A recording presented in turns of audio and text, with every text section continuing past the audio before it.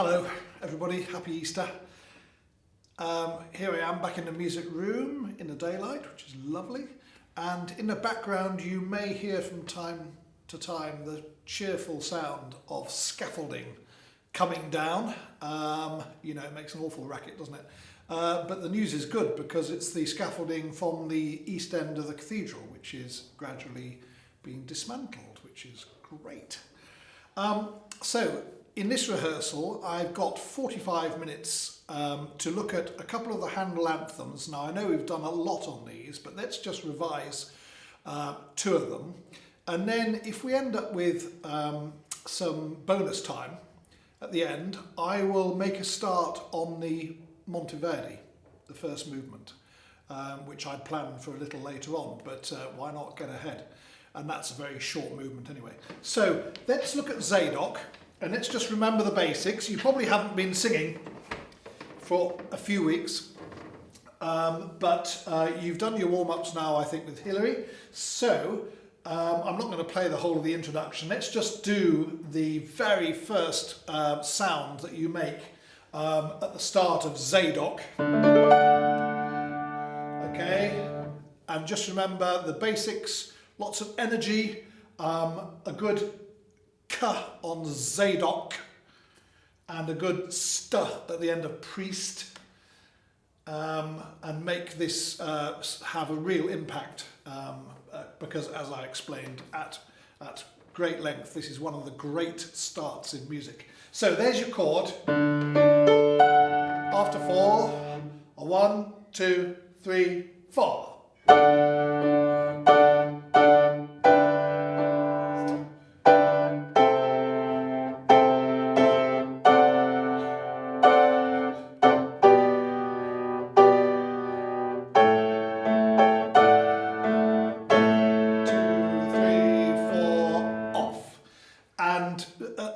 I'm not listening to you, obviously, but just make sure that after the word prophet, you're on time with the next word, anointed. Prophet, anointed. So don't be late there, okay? Can we just do it once again? Here's the chord. 2, 3, 4.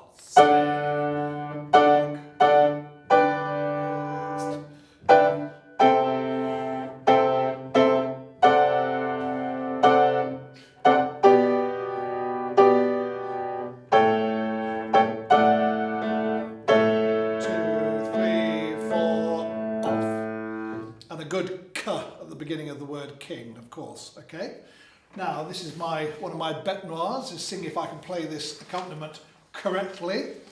But remember the rules: nice and light, and nice energetic dotted rhythms if you have them in the next section. Okay, after 3, 1, 2, 3.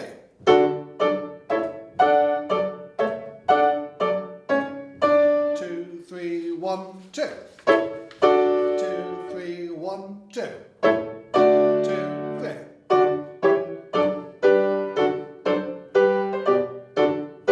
2, 3, 1, 2. 1, 2. Rest, rest, rest. 2, 3, 1, 2. 3, 1, 2. 2, 3.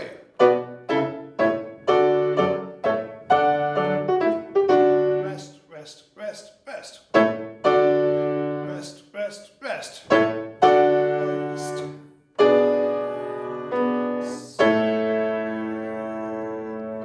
Well, I nicely got out of playing the accompaniment there, didn't I? That was clever. Let's do that little section again, and I'll put the accompaniment in, which of course is when I then go wrong. Marvellous. Okay, so this little second section, and all the people.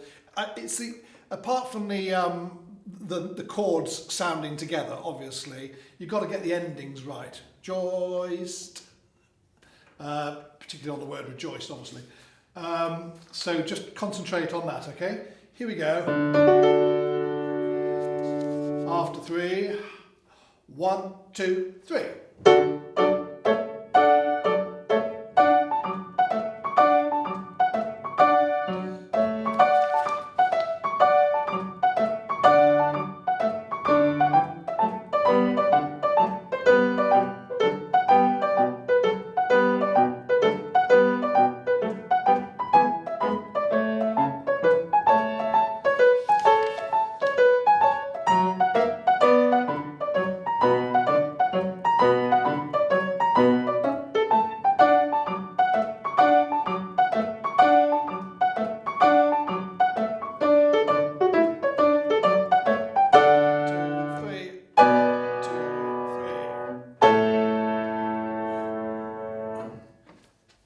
played that correctly. Do correct me if I'm wrong. Okay, well done, thank you. And then the sort of hardest section, clearly, with all the usual problems, light semiquavers, clear words, God save the King, and all the other things, chords together, that sort of thing. You know the rules. It's basic in its way, but difficult to sing well, you know, this sort of piece. Should we just have a go at God Save the King? After 4, 1, 2, 3, 4.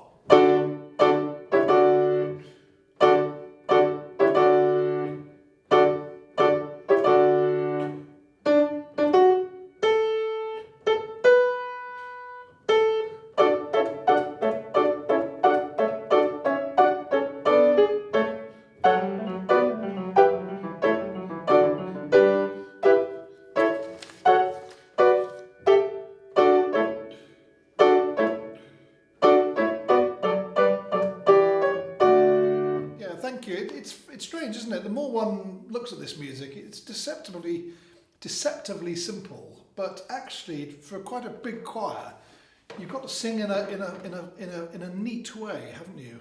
And little things which I'd be listening for if I was rehearsing you, as it were, in person, would be that you don't come in early. I'm looking at bars 72 and 73 after the rests.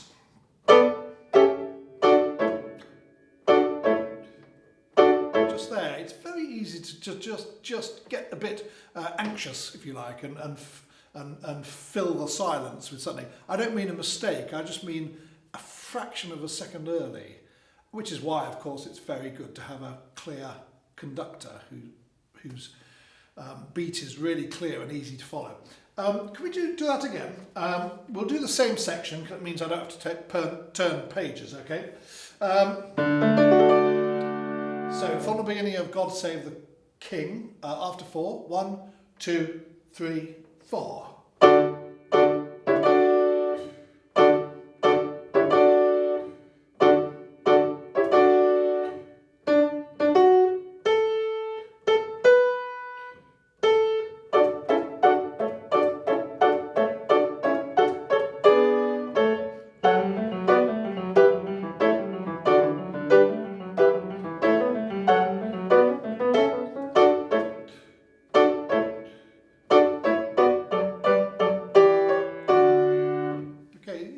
I'm sure that's fine. Well done, thank you. And then there's a little bit of orchestra twiddle, which I can't play, so we'll gloss over that and look at the next bit you come in on, neatly sidestepping having to play that bit. So bar 79, okay, same rules, but of course we've got the sopranos with the semiquavers coming up.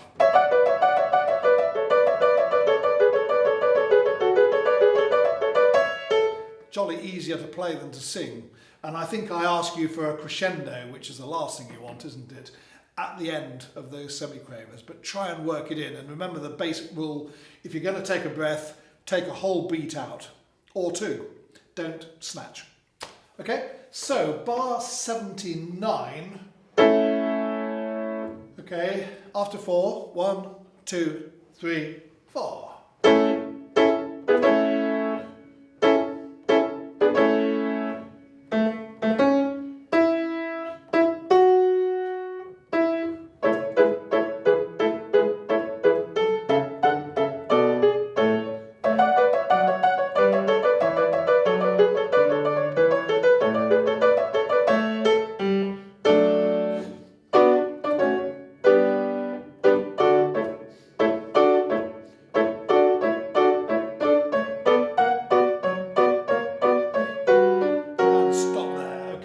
Should we just have a go at that soprano bit?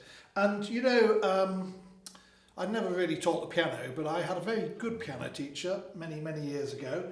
And one of the things she told me is when you've got a nasty passage on the piano, I'm not talking about singing really, but it might well apply, is something like...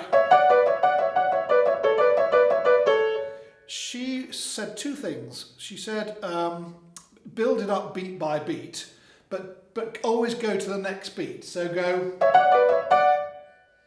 Oh, good. And then.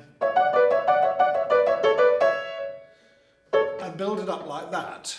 And the other thing she said, and actually I've heard John doing this when he's practicing on the organ, is use different rhythms.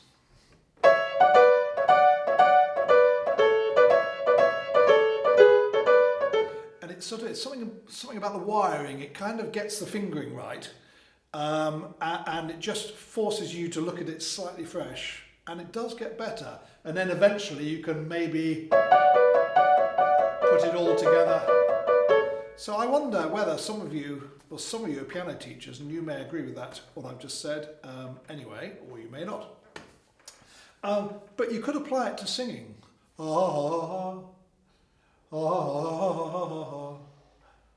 You know, build it up a little bit and try and just get every note in place.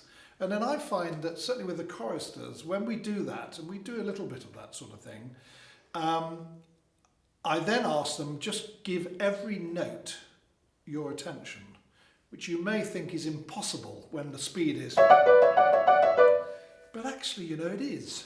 You can really concentrate on every note you sing, and when you start to do that, and when you've done the sort of technical work before that, everything feels as though you've got time. You know what I mean? Anyway, the result, what we want are two soprano parts at bar 84, singing beautifully and lightly together. So for now, should we just do those semiquavers at this speed? So obviously, take a breath where you want. So soprano ones and soprano twos, I'll count to three. 1, 2, 3.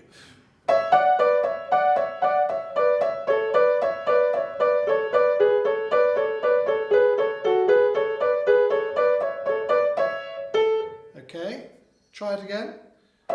And why don't we do a different rhythm? Sort of dotted, okay? So same speed. 1, 2, 3.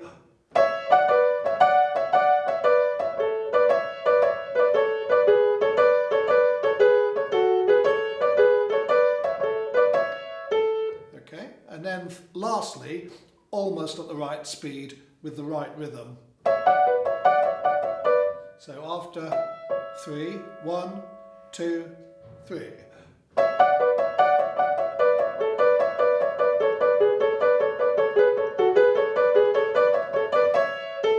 So if you can do that sort of work yourself, and it doesn't just apply to this piece, but you know, many pieces. I should mention that my lovely piano teacher, she used to also hit me across the hands with a ruler. If my hands were too high, she thinks that, I mean, I'm too high at the moment, to be honest, but the wrist should be sort of level with the arm. But if it was like that, she used to whack me with a ruler, which I think is not allowed now. But it didn't do me any harm, as they say.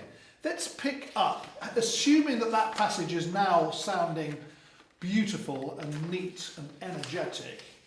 To avoid a page turn for me, can we now pick up at, how about bar 92, which is where we more or less got to. And I think I can lay out my music in one here. This is good. Okay, so let's go from bar 92. The chord, it's going to be this bit.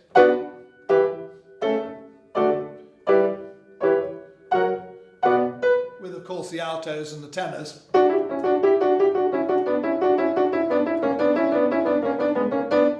So, obviously, what I said applies to the altos and the tenors as well. And the basses, of course. All singers, in fact. Can we go from there? 92, second beat. I'll say 3, 4, 1. 3, 4, 1.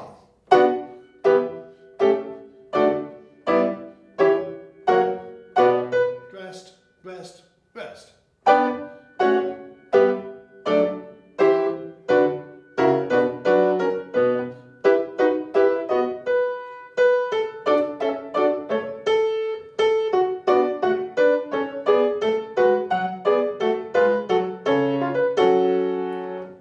those few bars there, we spent some time on. They are the hardest bars in the whole piece. Just hum along or sing gently as I play you bar 99 from the second beat. In other words, where we're all on the Alleluias together. I'm going to do it really slowly. 3, 4, 1.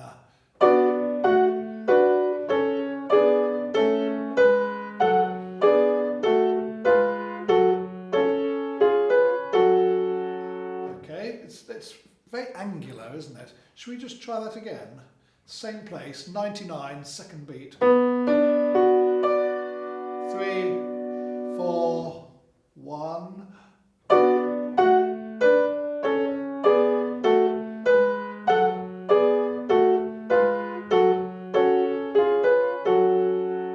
Okay, should we just go just slightly faster?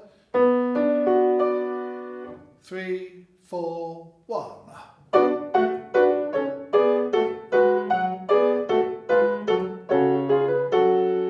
Okay, and that should be beginning to sound really good now. Okay, and let's just go to the next lead, which is bar 103. 2, 3, 4.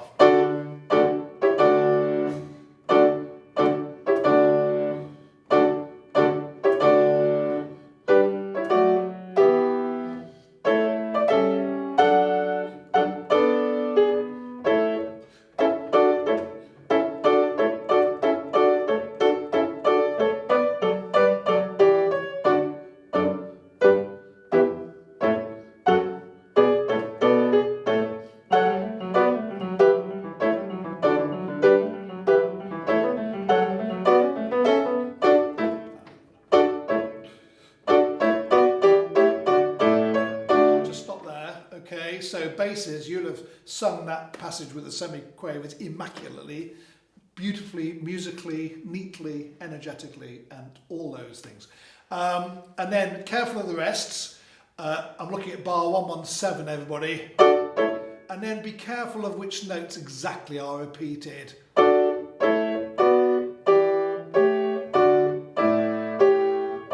Sopranos in particular, just don't go D, C sharp without looking or thinking. Okay, so should we just go from bar 117, the start of the bar? 3, 4, rest.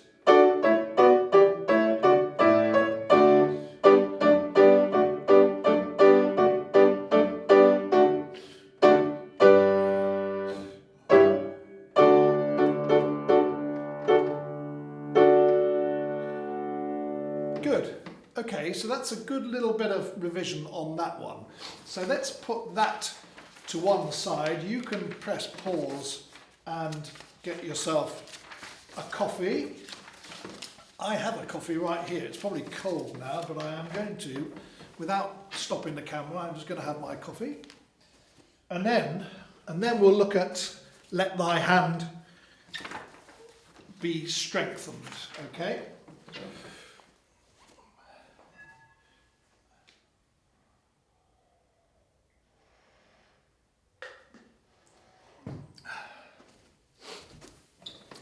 Good, back we are. So, let thy hand be strengthened, and you know the rules for this? I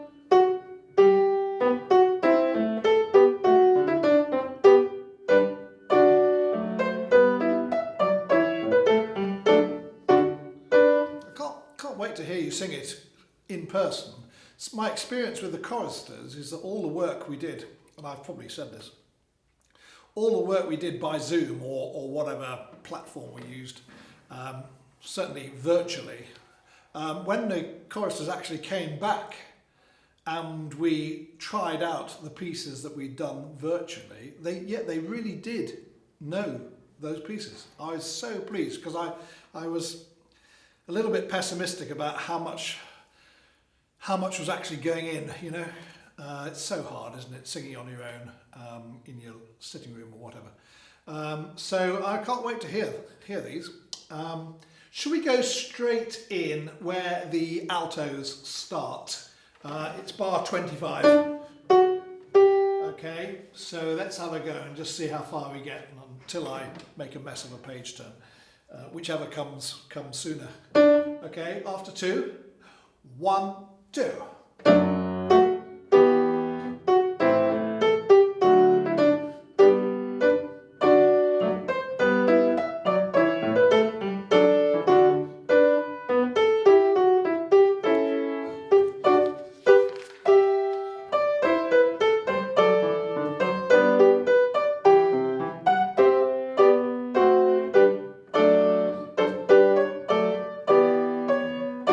Rest, rest, rest, rest.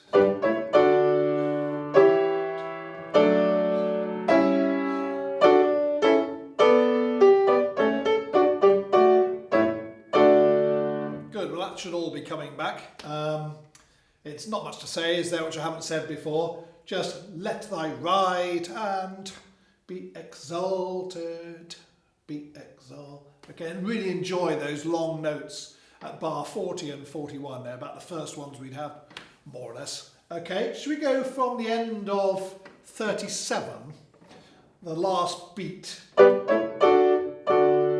make sure hand has got a decent end to the word, yeah? So end of 37, after 3, 1, 2, 3.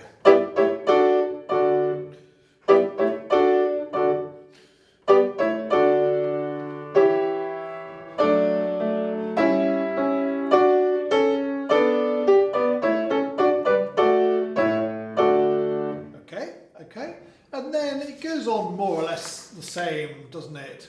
A few accidentals start appearing, but why don't we just go towards the end of that movement? How about the last beat of 65? Okay. Okay, here's the chord. Last beat of 65. After 3, 1, 2, 3.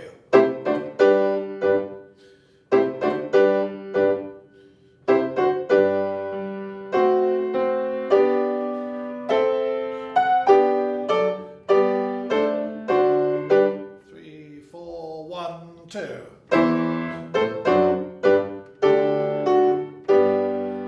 Off, okay. Oh, and I didn't play my favourite bit. Oh dear. It's better do it again then, haven't we? And the best bit, bar 71, 72, the added few beats from the orchestra. You must get very tired of me saying that. In fact, I've been playing on the organ. I've been practicing this morning actually. The overture to the Die Meistersinger, Wagner, arranged for organ. It's a great piece.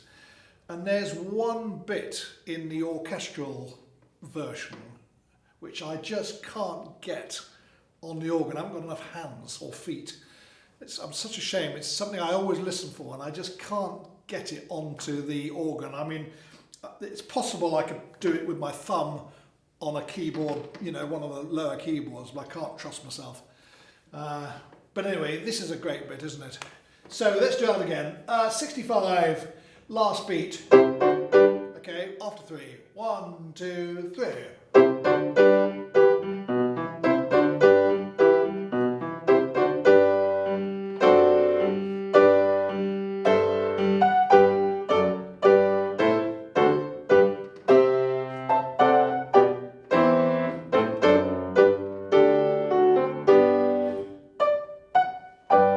etc., etc. Good, thank you for doing that for me. Okay, let's look at the sort of slow movement, which is the let justice and judgment. Different mood, clearly, long vowels. Let justice and judgment. Judgment. It's got a good start and a good end, hasn't it, that word? Okay, so if I go from bar 9,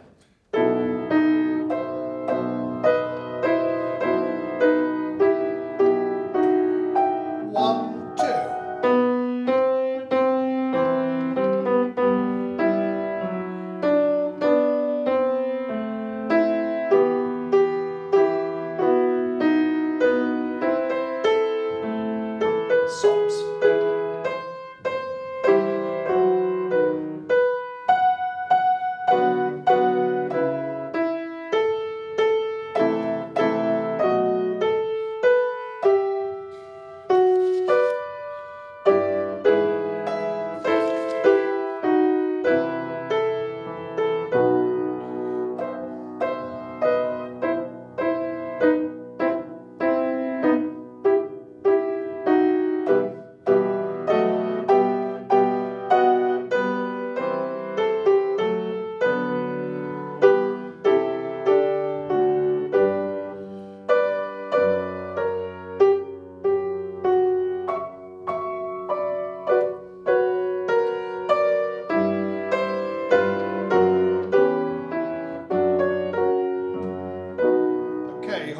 just make sure sopranos you find a nice C natural at bar 48. Just a little bit of detail. And we all shorten the word face, don't we, slightly? Okay, so that goes on and will be lovely, I'm sure. And now to the Alleluias. I wonder, can I just have a bit more coffee?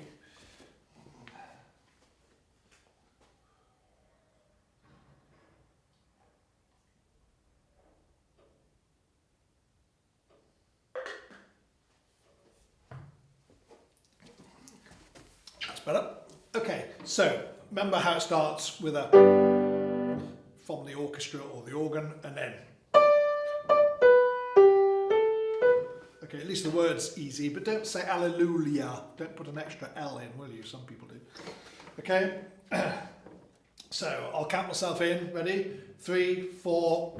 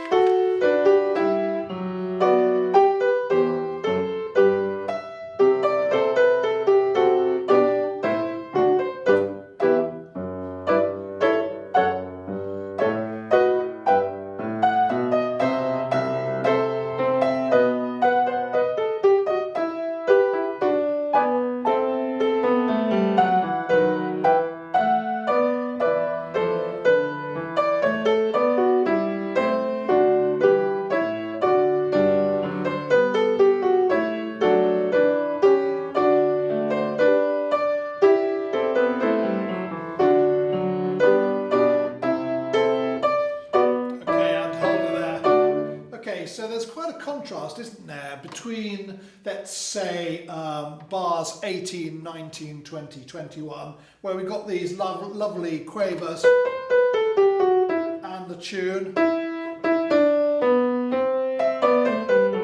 all those sort of lovely descending phrases, but then it all gets rather richer, doesn't it? I'm looking at bar 22, 23, 24, 25, when there are more long notes.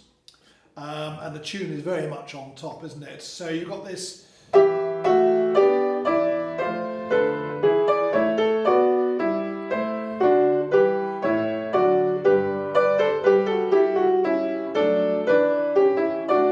no staccatos there. It's all rather sequential, isn't it? And rather lovely, with a few sort of suspensions. Usually you can see those with tied notes. End of bar 23, for example. So enjoy those and give it a nice warm tone. Can we go from how about bar 19? Start with the tenors and basses, and then sops. Can you come in? And then maybe the altos. Could you just sort of pile in? Maybe at bar 21. Okay, just join in when you can. So this is bar 19, and this is the tenors and basses. 3, 4.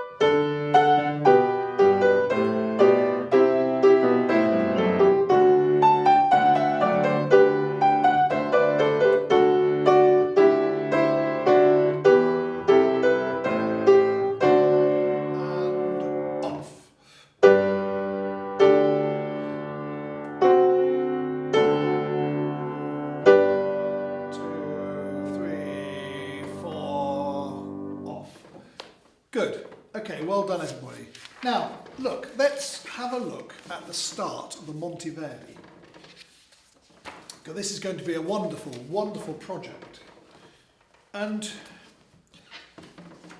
we should all have our scores of this now. Slightly annoying, shiny paper, but anyway, the rest of the edition, apart from that, is wonderful. And we are going to make inroads into this, and you need to know, and I may have said this already, that we are performing this with some other choirs, a cathedral choir, the St John Singers and the Farrant Singers, and no single choir has to sing it all, okay? Which is useful. So we don't have to learn it all, and I will make it very clear which bits we're doing. I got a plan, which I can let you have at some point, about who does what and where in the cathedral they sing their bits. Basically, SMS is the main choir and stays where it is, you'll be pleased to know. Okay, so you'll be on the stage. And one thing I can tell you is the first movement is very short and it is sung by the combined forces. Okay, it really is a most wonderful piece. It's got so many different styles. It's a bit like a sort of early equivalent of the Bach Mass in B minor, which seems to go through virtually every type of vocal and choral technique and just do it better than anybody else. I've heard this piece and I've conducted it a couple of times, I think. It's complicated, but it is wonderful. So let's have a look at the first movement. So you can see what we've got here. We've got a tenor soloist, and we'll be using my lay vicars as basically the alto, tenor and bass soloists, and I'll be bringing in 2 soprano soloists. And so the tenor soloists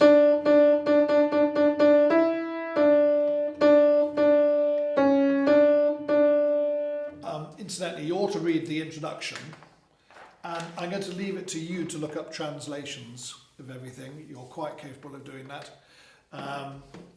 Okay, I don't want to spend time on translations at this point. We are, of course, singing in Latin, and what we have in the first movement, after that, that intonation from the tenor soloist, we have basically 2 things happen.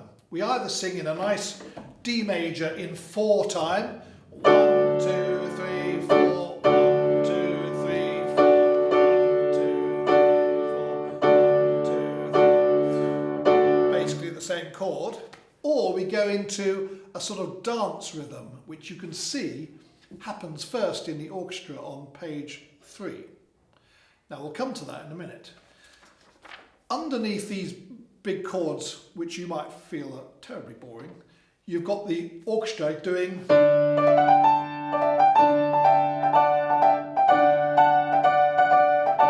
these wonderful rhythms, okay? So there's lots going on, even though your part is quite straightforward. At this point, be warned though, there are lots of really hard bits in this work.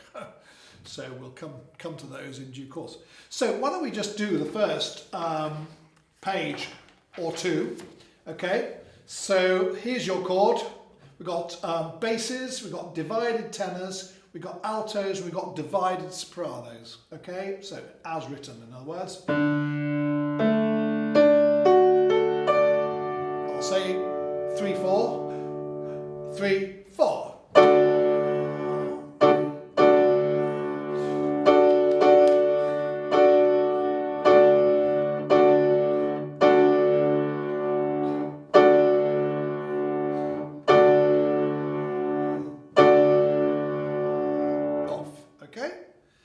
And then, as I mentioned, the dance rhythm is in 1.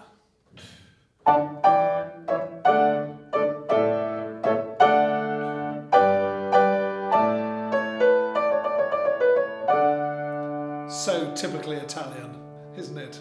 That sort of switch between the 2 times. Nice 4 in a bar, and then this 1 in a bar. And you can see halfway along page 3, it goes back into 4. I'll just play it again. Here's page 3.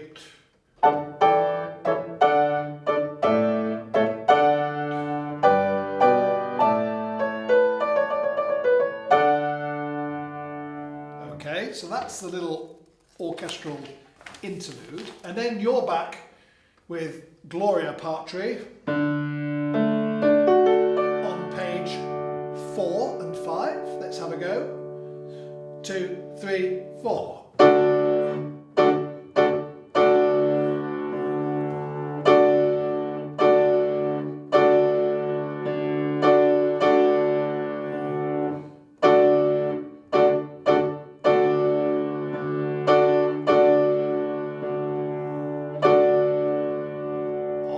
And may I suggest some breathing? Just go back to the very first page. And obviously these are just big chords, lots going on in the orchestra, so actually you can breathe where you want really. But I don't want an audible breath in the second bar. So Domine ad aiutandum me festina. All that should sound as though it's one phrase, okay? So just snatch a breath where you have to. And then on pages 4 and 5, and this is all forte so far, don't take a breath after Gloria Patri. Could you go Gloria Patri et Filio, breath? That's the start of page 5 more or less. And then et Spiritui Sancto, always put a K in the middle of Sancto, okay? On page 6, what you'd expect is the orchestra to do its sort of dance rhythm again.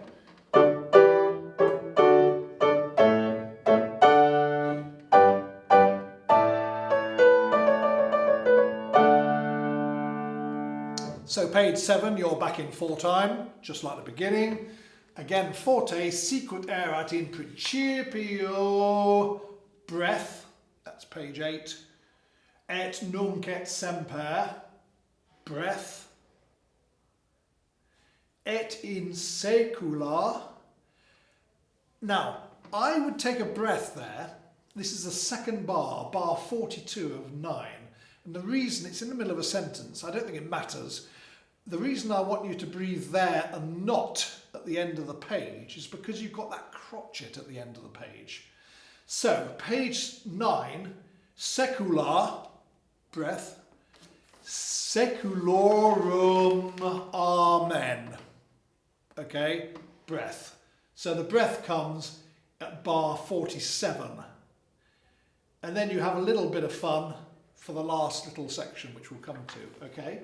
So let's just try page 7. Sicut erat. Okay? 2, 3, 4.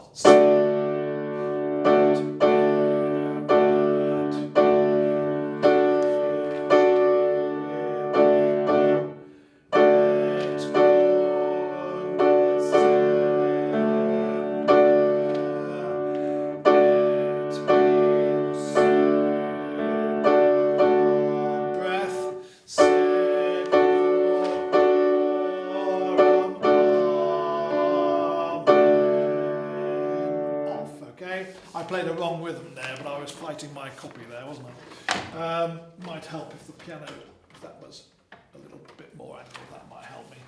Okay, and then this little section on page 10, you have a little bit of the dance rhythm. If you look at bar 47,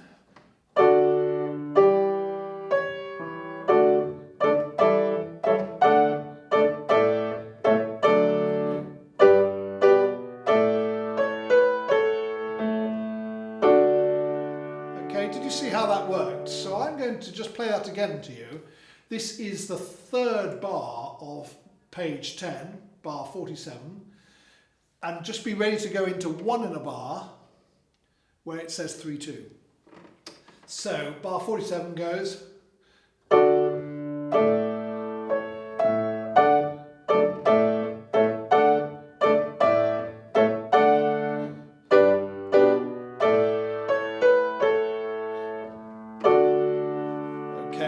So I'm either in 4 or I'm in 1, okay? Doesn't look like it, but that is what happens, okay?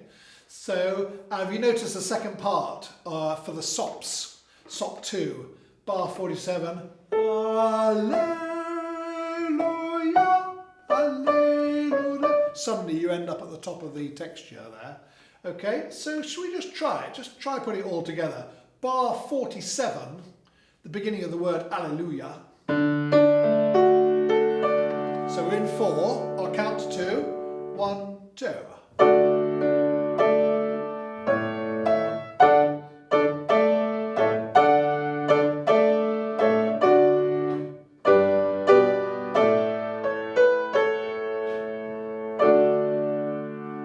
So don't worry about the fact it's changing sort of time.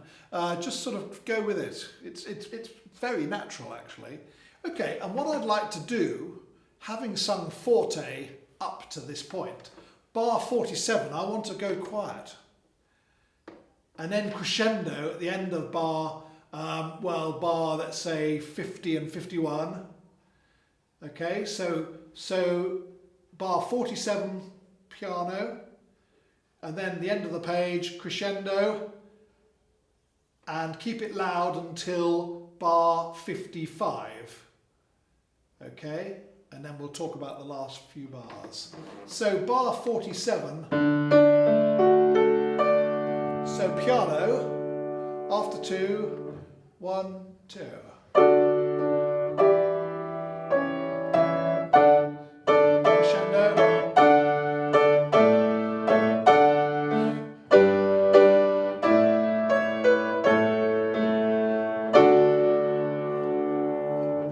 Slow it up very slightly just at the end of bar 54. Okay, just very slightly. Okay, so it ends forte at that point. Put a breath in bar 53 obviously, and a breath in bar 51 obviously. And then the favourite sort of cadence of this period of music is this sort of thing.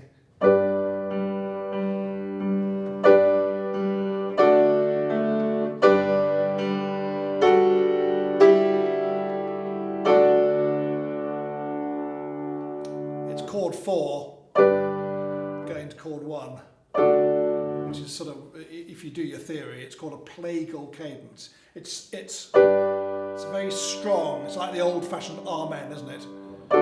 It's stronger than, which is a perfect cadence. Plagal cadence, which is what we have here. And what I'd like you to do for the last 4 bars is to start piano and then crescendo and end loud. Marvellous effect if you do that. He doesn't ask for that, but he didn't put any louds and softs in anyway, so we can do what we want actually. Okay, so the last 4 bars is this chord,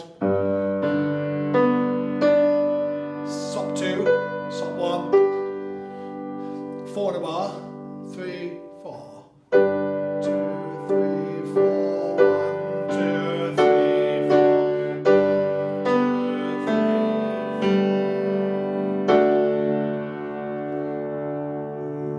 And the tenor ones have the little bit of movement in the second to last bar, okay? So that's an overview of the movement. Should we just see if we can just sing it through? And I'll play the bits in between, okay? So just notice the intonation at the very start is in D major, so that certainly gives the note to the basses and the soprano 1s and the tenor 2s. Everybody else has got to make their chord, but it's easy, okay? So here's the start. Deus in adiutorium meum intende. 3, 4.